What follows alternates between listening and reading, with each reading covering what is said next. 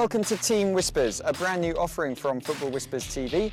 Twice a week we'll be offering up a comprehensive take on each member of the Premier League's 20-team elite, featuring opinion from those in the game, insight from the movers and shakers at the clubs in question, as well as the top whispers from each team doing the rounds that day. Today, we're at West Ham. Well, on paper, most of the West Ham fans I'm talking to are pleased, because I think that the consensus last season was that the transfer business was below par, to say the least. Joe Hart arrives at West Ham under some pressure. The 30-year-old enjoyed several fruitful years as Manchester City's number one, but with the arrival of Pep Guardiola last summer came difficulty. Hart was shipped out to Torino on loan as Guardiola opted for the more ball-playing Claudio Bravo. Having returned from an exile in Italy but still banished from Manchester, Hart will be desperate to impress for his newest club, particularly with a World Cup looming. Javier Hernández is Mexico's all-time leading scorer and has played at the highest level for Manchester United and Real Madrid. At 29 years old, the striker ought to be reaching the peak of his career and, after arriving for just £16 million this summer, could turn out to be one of the signings of the season. Pablo Zabaleta arrived at West Ham after 9 years of service at Manchester City, and Slaven Bilić will hope that the Argentinian can provide stability at right-back, something that the Hammers have been missing for a while. I've known a lot of the guys just through simply playing Premier League football against them. I've obviously got personal ties to a lot, most of the English lads being involved in and around the England squad or the under-21s. No, I don't know. Now my mind is completely at West Ham. No, I appreciate the words that he said in the past months, but right now I'm a Hammer. I'm a West Ham player.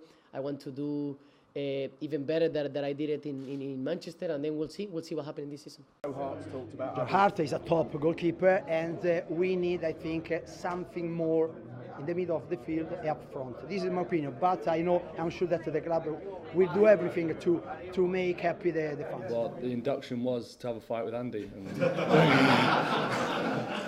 West Ham signed 10 new players last summer, but given that only 3 remain a year on, it could probably be said that the only way is up for West Ham, at least in the transfer market. So what of those new signings ahead of this season? I don't know, we're going to see what's happened there with ins and outs, like it's very busy, it's becoming even more busy in other clubs, and so also with us, but I left it to the board, I left it to the chairman. The Hammers aren't done yet. They will break their club transfer record when they bring Sporting Lisbon's William Carvalho to London. The deal for the tough-tackling holding midfielder is thought to be worth at least £34 million and is on an index of 4.5 at the moment.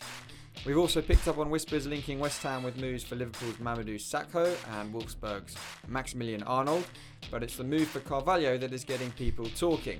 So let's have a look at how the 25-year-old might fit in to the West Ham team.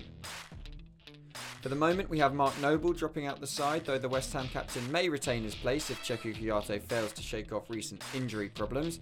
There will be plenty of competition for those two holding roles, which have been occupied by, as well as Noble, Pedro Obiang and youngster Declan Rice already this season. The arrival of Carvalho will certainly solidify West Ham's strength in depth. So that might be how West Ham line up this season, but the goal-scoring responsibility is likely to fall at the feet of one man in particular. Javier Hernández scored a brace against Southampton at the weekend, while Mikel Antonio returned to boost West Ham's fortunes. Let's have a look at how Chicarito might fare in a bit more detail. Against Manchester United on the first day of the season, Hernández played as an out-and-out striker, and his heat map shows that central positioning. But when Antonio returned to the side that faced Southampton at the weekend, the Mexican was moved further left, leaving the Englishman more central and therefore more able to meet the aerial balls that Hernández is not as effective at reaching. Bilić explained this decision after the match.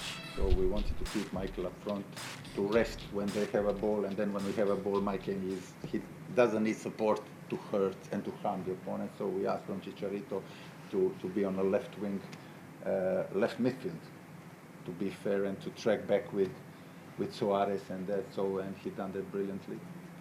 And so on top of the goals, it was his determination and everything, and sacrificing for the team in the best possible way. So that's it from Team Whispers at the London Stadium. West Ham might not be playing here for a while yet, but their season is, for better or worse, well underway. On Thursday, we'll be focusing on Liverpool. Join us then.